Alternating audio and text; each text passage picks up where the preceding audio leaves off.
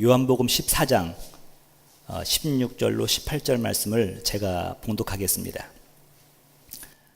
내가 아버지께 구하겠으니 그가 또 다른 보혜사를 너에게 주사 영원토록 너희와 함께 있게 하리니 그는 진리의 영이라. 세상은 능히 그를 받지 못하나니 이는 그를 보지도 못하고 알지도 못함이라. 그러나 너희는 그를 아나니 그는 너희와 함께 거하심이요 또 너희 속에 계시겠음이라. 내가 너희를 고아와 같이 버려두지 아니하고 너희에게로 오리라. 아멘.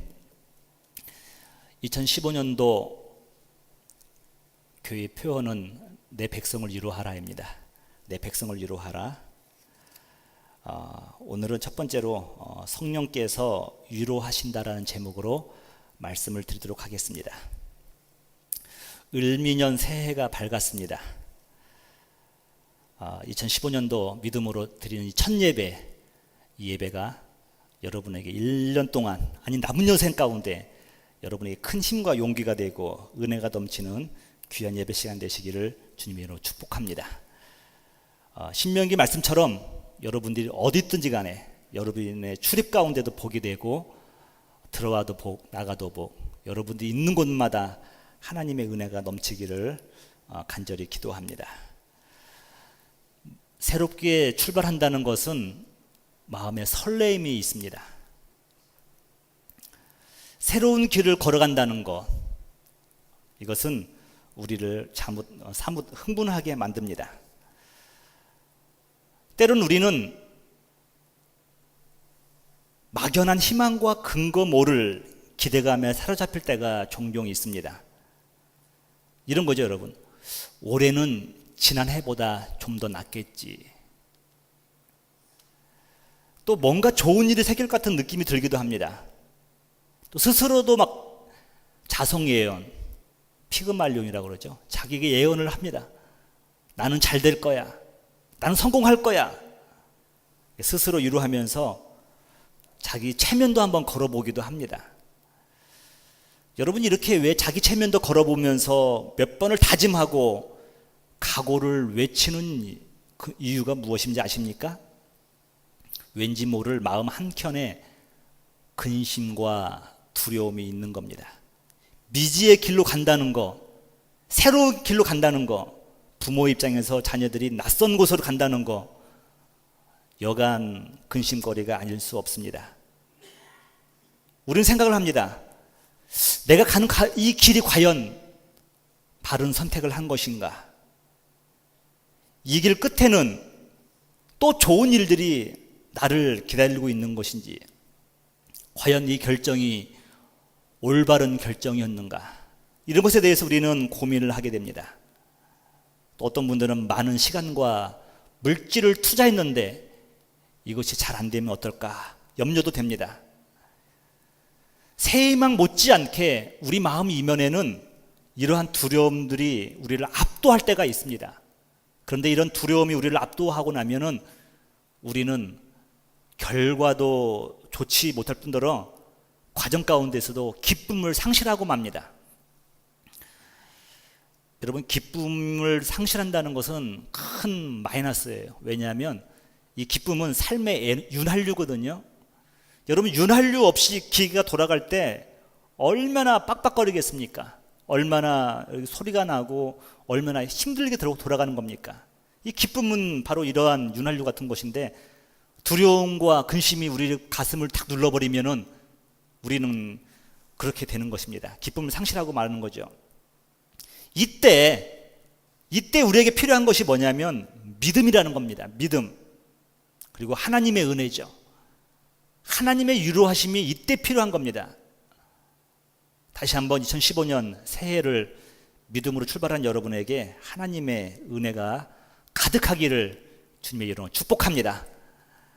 여러분, 하늘의 소망과 하늘의 기쁨이 여러분의 가정과 여러분들 있는 곳, 사업장과 직장, 또 자녀들 위해 늘 함께 넘치기를 축원합니다. 오늘 본문을 여러분들 읽으셨는데, 오늘 본문을 보면 우리가 이런 것들을 한번 짐작해 볼 수 있을 듯 합니다.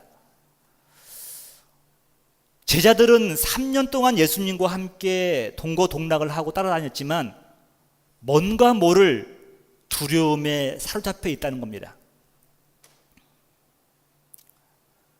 3년 동안 예수님과 함께 생활하면서 예수님과 함께라고 한다면 그 시간이 너무나 꿈만 같은 거예요.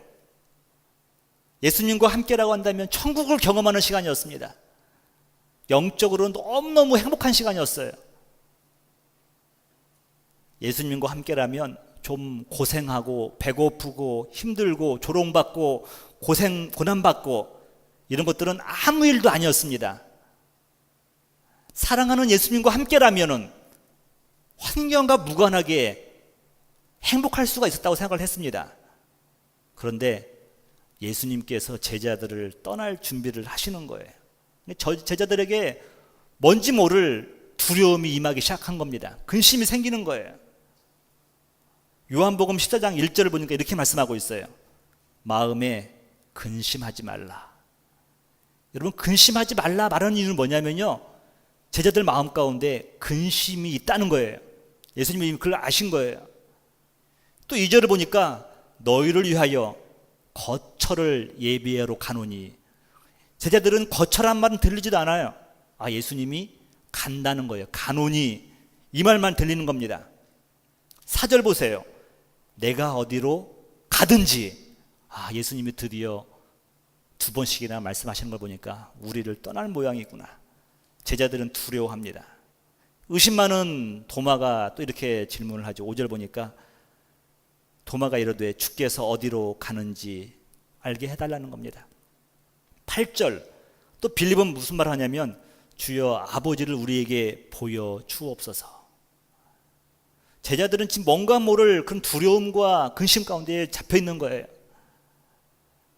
여러분, 여기 본문에는 두 제자 도마와 빌립만 있었지만 다른 제자들도 마찬가지였겠죠. 다 예수님 입만 바라보고 있는 거예요. 예수님이 무슨 말씀하실지.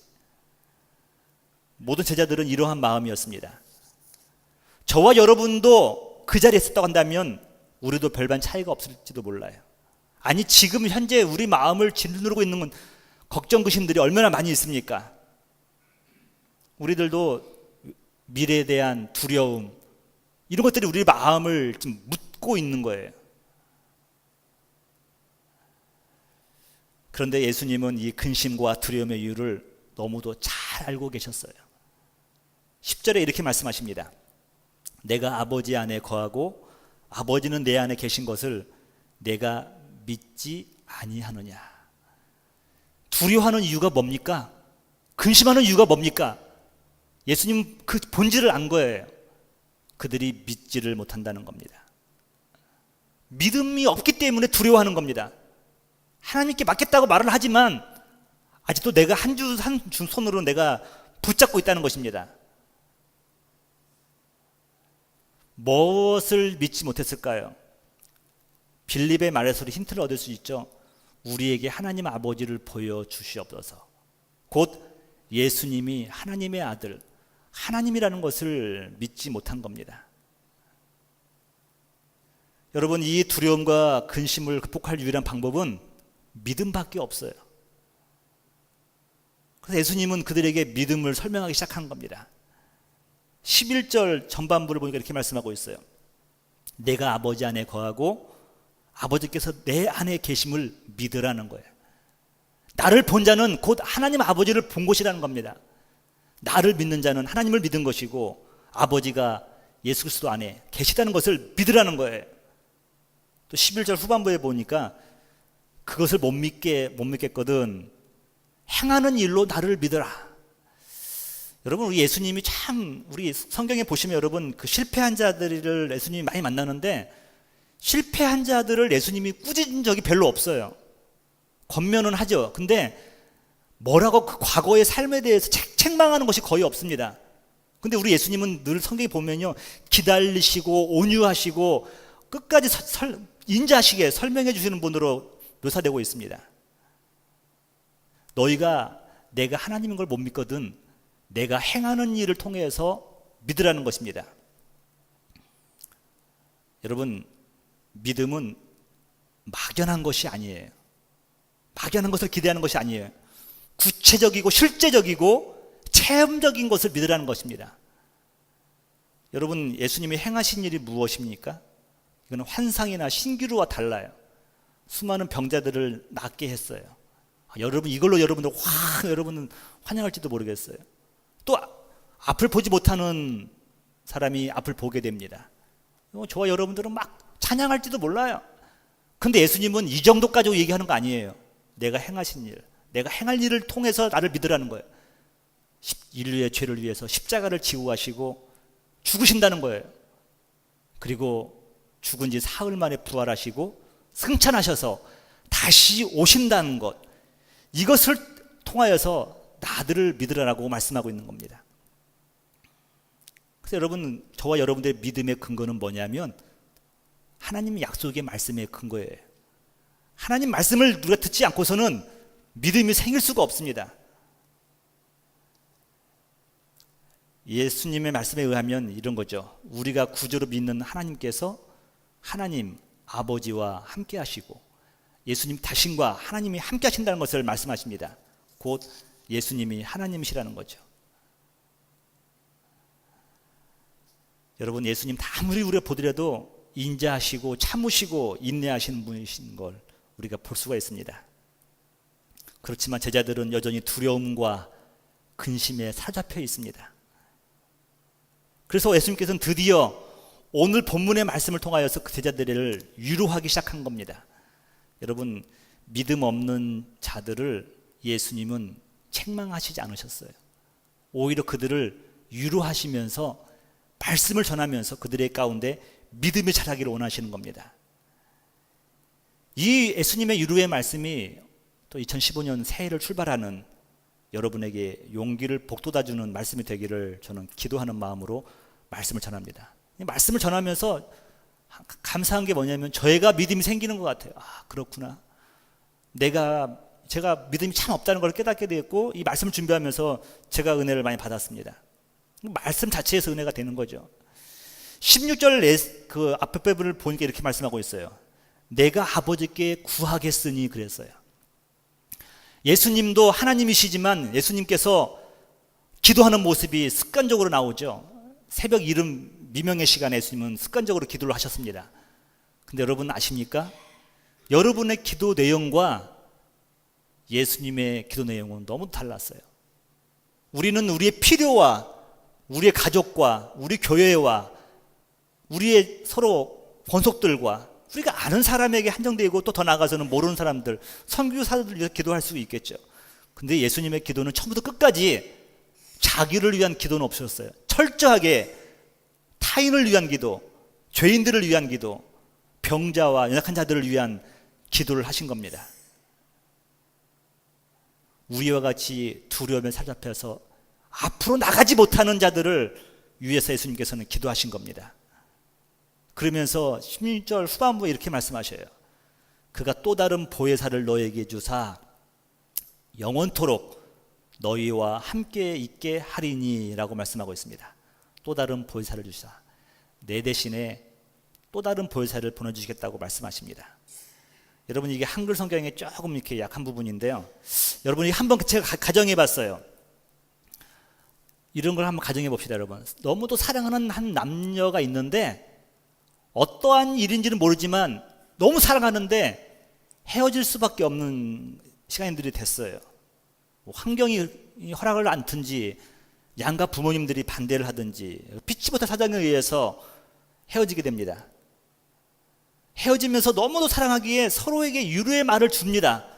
근데 무슨 말을 하냐면 다음과 같은 말을 여러분 가져간다고 봅시다. 나보다 더 좋은 여자 만나? 행복하게 살아? 여자가 이렇게 말을 하죠. 남자가 그 말 듣고 나서 그러죠. 나보다 더 능력 있고 멋진 남자 만나? 행복해야 해. 여러분, 근데 이 말이 서로에게 위로가 될까요? 고마워. 진짜 너 날 사랑하는구나. 알았어. 좋은 남자 만날게.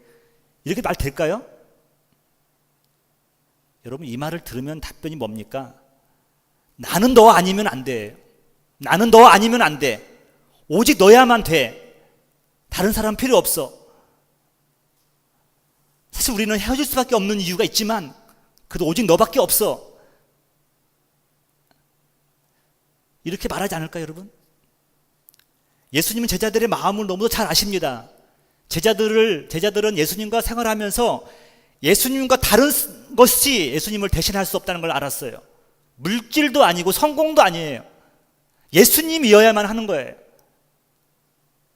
그래서 예수님은 그들에게 위로를 하기 위해서 이렇게 말씀합니다. 또 다른 보혜사. 여러분, 보혜사는 여러분 잘 아는 것처럼 파라클레토스잖아요. 파라클레토스. 파라는 뜻이 뭡니까, 여러분? 옆에서예요. 옆에서. 칼레오는 부르다, 간청하다, 탄원하다, 요청하다, 권고하다, 훈계하다, 격려하다, 위로하다. 성령님, 보혜사는요, 내 옆에서 나를 위로해 주시고 격려해 주시고 훈계하시면서 나와 함께 하시는 분으로 표현하고 있습니다. 그래서 여러분, 그래서 파라클레토스, 한마디로 하면 위로자예요. 권고자, 변호자를 의미하는 겁니다. 근데 우리가 여기서 딱 눈에 걸리는 게 뭐냐면요, 이 헬라 사람들은 이 예수님이 이렇게 또 다른 보혜사 하면 알아들었어요. 아, 무슨 말인지 알았어요. 근데 우리는 또 다른이라는 단어가 우리는 걸립니다. 왜냐하면 다르다는 것은 무엇인가를 대신하는 거 아닙니까? 근데 이 다르다고 하는 그 헬라어가 뭐였냐면요, 알로스라는 뜻이에요. 여러분 잘 아시는 헤테르.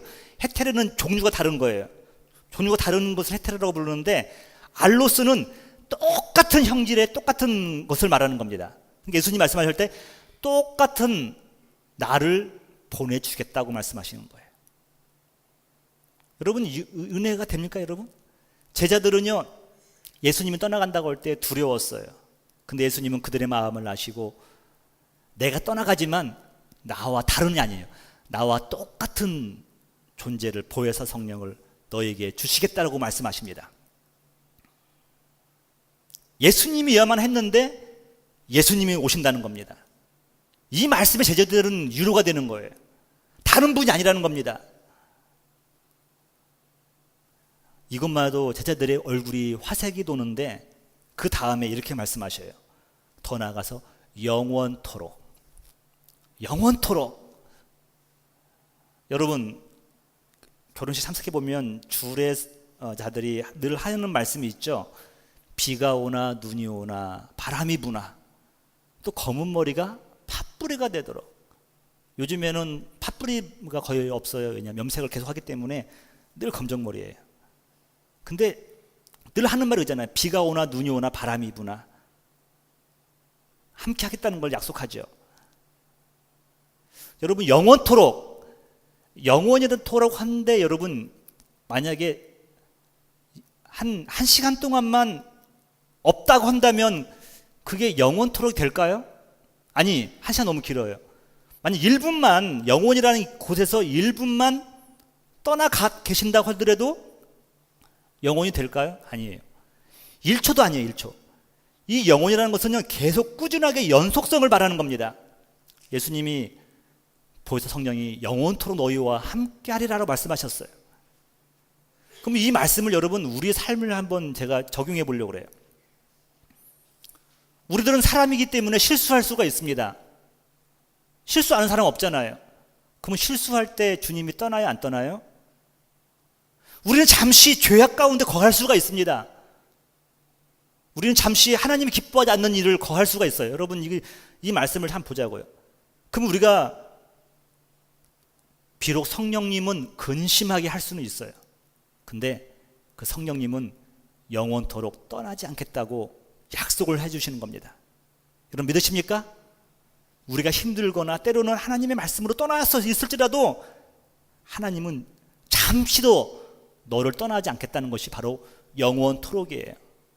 여러분, 제자들이 부활하신 주님, 승천하신 주님을 다 본 후에 그들이 항상 의로운 삶만 살았습니까? 예루살렘 교회는 파가 나눠져서 싸우기도 하고요, 바울과 바나바는 대판 싸우고 서로 헤어지기도 했습니다. 그런데 주님은 그럴지라도 너희와 영원토록 함께 하시겠다고 말씀을 하고 있어요. 다만 우리가 말씀대로 살지 못하면 성령님이 근심하는 거죠. 성령님이 근심할 뿐이죠. 그러니까 우리가 하나님 말씀을 떠나서는 안 되는 거죠. 여러분 17절을 보시면요, 그는 진리의 영이라. 진리란 건 모든 걸 아신다는 거예요. 너희는 그를 아나니 그는 너희와 함께 거하심이요 또 너희 속에 계심이라. 여러분, 가정에 손님이 오면 편해요, 불편해요? 솔직히 말해보세요. 손님이 모르는 사람이 오면 왠지 모르게 불편하게 되어 있어요. 모르는 사람이 오면, 가족이 아닌 사람이 그 공동체에 끼어들면은 뭐가 좀 부자연스럽고 편하지가 않는 법입니다. 왜냐하면 잘 모르기 때문에 그래요. 근데 가족은 너무 잘 알잖아요. 편한 거죠. 여러분, 나를 잘 아는 사람, 내가 잘 아는 사람을 만났을 때는요, 경계심도 별로 없고 편하게 만날 수가 있습니다. 근데 지금 예수님께서 제자들에게 말씀하고 있는 거예요. 너희들은 그를 잘 안다는 거예요. 왜냐하면 예수님을 알기 때문에. 예수님이거든요, 그분이. 보혜사 성령께서 예수님이시거든요. 너희는 그를 아나니 그는 너희와 함께 거하시며 너희 속에 계심이라. 저도 이렇게 목회를 이렇게 짧은 시간 하면서 느낀 게 뭐냐면, 속마음을 다 얘기할 수 있는 분들이 있어요. 그러면 얘기 다 하고 나면 속 돌아오는 길에는 그래요. 내가 주책이다. 이건 내가 이거 왜 이렇게 오바를 했을까? 막 머리를 쥐어짜면서 올 때가 있는데, 막 그렇게 편하니까 얘기를 하게 되는 거죠. 그리고 여러분, 그런 믿음이 있는 거죠. 저분 앞에서 내가 나의 약점, 내 부족한 거, 나를 좀 이렇게 이해해 주는 사람을 만나면요, 나도 모르게 마음이, 경계심이 사라지고 그냥 마음이 다 열리게 되어 있는 것 같아요. 제가 여러분을 뵀을 때 긴장했으면 좋겠어요? 편했으면 좋겠어요? 저도 여러분들 저를 만날 때도 편했으면 좋겠고요. 저도 여러분을 볼 때마다 긴장하지 않고 편한 관계였으면 좋겠어요. 이게 서로가 아는 관계예요, 여러분. 아는 관계. 그분이 계신 곳에 내가 머물고 내 눈으로 확인하고 보고 함께 먹고 자고야 하는 줄로 알았는데, 그분이 나를 알고 내가 그분을 알고 나니까요, 이제는 그분과 함께 어디를 가든지, 지금 눈에는 보이지 않지만 내 안에 계신 그 분으로 통하여서 죽음의 이슬의 형장 이슬을 가린다 할지라도 그는 두려워하지 않는 겁니다. 이제 내가 어디를 가든지 나와 함께 하시는 분이 계시다는 것이죠. 제자들은 마음에 유를 얻습니다. 그래서 예루살렘에 머물러서 주님만 봐야 된다 생각했는데 그게 아니에요. 소아시아로 갈 수도 있었고 로마로도 갈 수가 있고 스페인으로 갈 수가 있었던 겁니다. 제자들은 어디를 가든지 간에 주님을 알게 되었고, 주님이 내 안에, 또 내가 주님 안에 있다는 것을 알게 되었습니다. 같은 분이, 내가 3년 동안 따랐던 같은 분이 나와 함께 다니신다는 것을, 동행한다는 것을 그는 아는 겁니다. 그러면서 예수님은 제자들의 마음 가운데 결정타를 날려요. 여러분, 결정타. 하나님이 우리를 깨트릴 때 말을 안 들으니까 잘잘한 거 오다가 정 안 되니까 결정타를 확 날리면 우리는 와르르 무너지잖아요. 근데 사랑으로, 유료로 결정타를 날리는데 지금까지도 많은 흔들림이 있었는데요, 판을 와르르 무너뜨리는 그 말씀을 한마디 합니다. 18절이에요. 내가 너희를 고아와 같이 버려두지 않으리라. 고아와 같이. 여러분, 우리 자녀들이, 여러분 중 자녀들이 뭐 해외에 가신 분, 뭐 동부에 있는 분 다 있잖아요, 여러분. 어디든지 있는데 자녀들은 결코 고아가 아니에요, 여러분. 왜냐하면 부모님이 계시잖아요. 늘 영적인 기도로 카톡도 왔다 갔다 하면서 얼마든지 우리가 대화를 하는 겁니다. 근데 예수님께서 이 고아같이 버려두지 않겠다고 하는 건 두 가지 의미가 있는 거예요. 항상 너희와 함께 하지만 또 하나는 뭐냐면요, 내가 너희를 책임지겠다는 거예요. 제가 아직 미국 사람들 잘 몰라서 그런데 18세 넘으면 독립한다잖아요. 독립하고 나면 부모가 말로는 책임 안 지지만 다, 그래 어때요, 여러분? 책임질 수밖에 없잖아요. 부모기 때문에 그런 거예요. 그가 30이 됐든 40이 됐든 간에 지금도 제가 전화하면 부모님은요, 저를 걱정하셔요. 차 조심하라. 이 정도는 아니지만 그래도 늘 걱정을 하셔요. 내가 책임지겠다고 하는 것이 내가 너희를 고아같이 두지 않겠다는 거예요.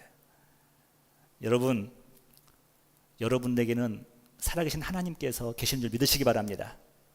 그래서 우리는 고아가 아니에요, 여러분. 잠시 우리가 시련을 당한다 할지라도 이 시간은 분명히 지나가고 우리는 다시 일어설 줄 믿습니다. 하나님이 그걸 말씀하시는 거예요. 내가 널 책임지겠다는 거예요. 고아처럼 버려두지 않겠다는 거예요. 그러니까 우리들은 오늘 2015년 첫 번째 설교 때 제가 여러분을 성령의 유로를 전하고 싶은 거예요. 성령님이 여러분과 동행하면서 여러분의 부모가 되시고 여러분을 책임지시겠다고 말씀하고 계시는 겁니다. 여러분, 그렇다고 한다면 2015년도 우리는 어떠한 마음으로 살아갈 수 있습니까? 첫 번째가 뭐냐면 담대함으로 살아갈 수 있어요. 누가 담대한가? 다른 거 없어요, 여러분. 많이 가지고 건강하고 이게 소용없어요. 이것은 언젠가 하나님이 훅 불면 날아갈 수 있는 것들이잖아요. 근데 죄사함의 확신이 있는 사람은 담대할 수가 있습니다. 솔직한 사람이요, 정직한 사람은 담대할 수가 있는 거죠. 그러니까 하나님 앞에서 우리가 예수 그리스도의 보혈 능력으로 말미암아서 우리는 죄사함 받았기 때문에 담대하게 살 수가 있는 것이죠. 요한 1서 2장 1절을 한번 읽어보시겠습니다. 만일 누가 죄를 범하여도 아버지 앞에서 우리에게는 대언자가 있으니 이 대언자가 바로 파라클레토스예요. 곧 의로우신 예수 그리스도시라. 할렐루야. 비록 우리가 사람들의 눈에는 차지 않을지라도, 우리가 때로는 어려운 상황 가운데 있을지라도 우리의 대언자가 계시다는 거예요. 그분이 바로 의로우신 예수 그리스도라는 겁니다. 우리를 책망하시는 것이 아니라 우리를 대변해 주신다는 거예요. 우리의 위로자가 되신다는 거예요. 또한 그분이 우리가 무엇을 행해야 되고 무엇을 하지 말아야 될 것인가를 알게 하신다는 겁니다. 그분이 영원한 스승님이라고 말씀하고 있습니다. 요한복음 14장 26절이에요. 보혜사 곧 아버지께서 내 이름으로 보내실 성령, 그가 너에게 모든 것을 가르치고 행해야 될 것, 말해야 될 걸, 할 말, 하지 말아야 될 말 가르치고 내가 너희에게 말한 모든 것을 생각나게 하리라라고 말씀하고 계십니다. 보혜사 성령님은 우리의 영원한 스승이에요. 그래서 여러분 자꾸 물어야 돼요. 여러분 물어야 돼요. 여러분 저기 성경에 보면, 마태복음에 보면 동방 박사가 나오는데 영어 성경에 보면 와이즈맨, 메자이도 나오지만 마자이도 나오지만 와이즈맨도 나와요. 와이즈맨, 현명한 사람. 근데 왜 현명한 아십니까 여러분? 와이즈 자꾸 묻는 겁니다. 왜 그렇죠? 왜 그렇죠? 여러분 하루하루 살아가면서 여러분과 함께 동행하는 성령님께 물으세요. 여러분 물으세요. 그럼 그분은 모든 것을 가르쳐 주신다고 말씀하고 있습니다. 목사로서도 마찬가지예요. 늘 이렇게 제가 말씀을 보면서도 기도하면서, 말씀이 막히면 기도하며 묵상하면서 하나님 가르쳐 주세요. 성령님 깨닫게 해주세요. 그래서 여러분 시골에 있는 그 할머니, 혼자 사는 할머니와 설교를 못해 죽서가지고 성도들을 이렇게 졸리게 하는 분의 공통점이 뭔지 아세요, 여러분? 영감님이 안 계시다는 거라는 거예요. 영감님. 근데 저도 설교를 준비하면서 영감이 안 오면 일주일 내내 고민합니다. 근데 자다가도 영감이 오잖아요. 벌떡 일어나잖아요. 그러면 설교가 수수 풀면서 그냥 쑥 나가요, 여러분. 성령의 기름이 부음이 있는 설교와 그렇지 않은 설교가 있을 수 있죠. 여러분이니까 우리 말씀 마찬가지. 우리가 말씀을 읽고 들을 때도 성령이 깨우쳐 주시는 것과 억지로 내가 깨달은 것은 틀린 거잖아요. 그래서 여러분 성경은 우리에게 모든 것을 가르쳐 주신다고 말씀하십니다. 또 성경은 우리에게 약속을 주시는 거예요. 그건 뭐냐면 여러분들이 2015년도에 구해야 될 것이 무엇인가를 여러분 한번 생각해 보시기 바랍니다. 여러분 뭘 구해야 돼요? 뭘 구해야 여러분들이 2015년도를 믿음 생활과 신앙 생활을 잘할 수 있겠습니까? 저는 여러분들에게 다른 것도 많이 있는데요, 가장 좋은 게 뭐냐면 갑절의 은혜, 성령의 갑절의 은혜를 좀 사모하시길 바랍니다. 열왕기하 2장 9절에 보니까 이렇게 말씀하고 있어요. 엘리야가 승천하는 단계입니다. 근데 승천하려고 하니까 엘리사가 따라갈 수가 없잖아요. 제가 읽어볼게요. 건너사 엘리야가 엘리사에게 이르되 내가 너에게 내려감을 당하기 전에 내가 내게 어떻게 할지를 구하라. 내가 너에게 뭘 해줄까? 엘리사가 이르되 당신의 성령이 하시는 역사가 갑절이나 내게 있게 하소서 하는지라. 제가 어느 집사님에게 신년 인사를 하면서 집사님 새해에는 주님의 은혜로 대박나세요, 대박나세요. 그랬더니 너무너무 좋아하시는 거예요. 대박나라고 또 좋아하는 거예요, 여러분. 근데 여러분 더 좋은 게 뭐냐면 이거예요. 잘못해서 제가 성령이 하시는 역사가 갑절이나 있으세요. 갑절이나. 엘리사는 이걸 사모한 겁니다. 성령의 능력을 사모한 거예요. 갑절이나 사모한 거예요. 사도행전 2장 38절에 보면 이렇게 말씀하고 있어요. 베드로가 이르되 너희가 회개하여 각각 예수 그리스도의 이름으로 세례를 받고 죄 사함을 받으라. 그리하면 성령의 선물을 받으리니. 그러니까 우리가 하나님 앞에서 죄 사함을 받는 순간 성령께서 이미 우리 마음 가운데 선물을 오셨다는 것을 말씀하고 있죠. 누가복음 11장 13절을 한번 보겠습니다. 너희가 악할지라도 좋은 것을 자식에게 줄 알거든 하물며 너희 하늘 아버지께서 구하는 자에게 성령을 주시지 않겠느냐. 여러분 2015년도 우리에게 가장 큰 이루는 무엇입니까? 많은 좋은 일들도 있겠지만 가장 큰 이루는 바로 성령님이 우리와 함께 하신다는 거예요. 그분께서 내 안에 내주하고 계시다는 겁니다. 나와 동행하신다는 거예요. 여러분 이제는 주님이 우리에게 유를 주셨잖아요. 성령이 너희와 함께 한다. 갑절을 주셨다. 이제는 이 유루의 말씀을 가지고서 세상을 향으로 나가야 됩니다. 그래서 우리는 자녀들에게도 이 유루의 말씀을 전해야 돼요. 또 아픈 자들에게도 이 말씀을 전해야 됩니다. 어려운 당한 자들에게도 이 말씀 전하면서 성령님이 위로하십니다. 여러분의 위로보다도 성령님의 위로가 그 마음 가운데 한 번만 스치고 지나가도요 그 영혼이 다시 회상할 수 있잖아요. 모쪼록 2015년도 성령님의 위로 가운데 거하시는 여러분 되시기를 주님의 이름으로 축복합니다. 다 같이 일어나셔서 우리 성령의 진리 성령을 부르시면서 나가겠습니다.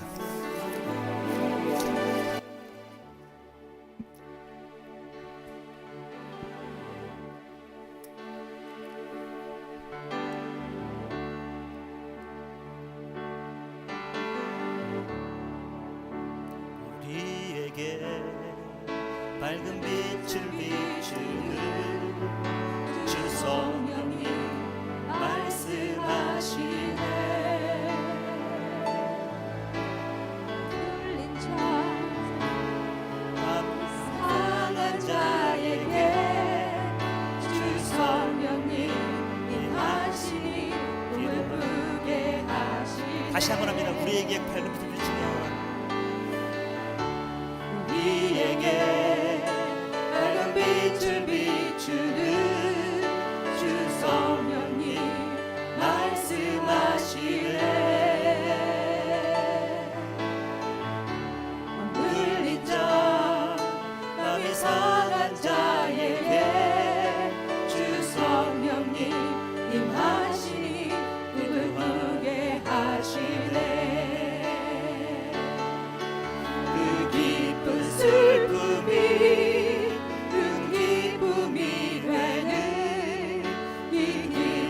소식을 모두 전하려 자유 주신 성령이 오셨네. 성령이 오셨네. 주의 영이 오셨네. 주 보내신 성령이 오셨네. 성령이 오셨네. 주의 나라 이루려. 주의 성령이 오셨네. 성령이 오시네. 주의 영이 오셨네. 성령이 오셨네. 주의 영이 오셨네. 주 보내신 성령이 오셨네.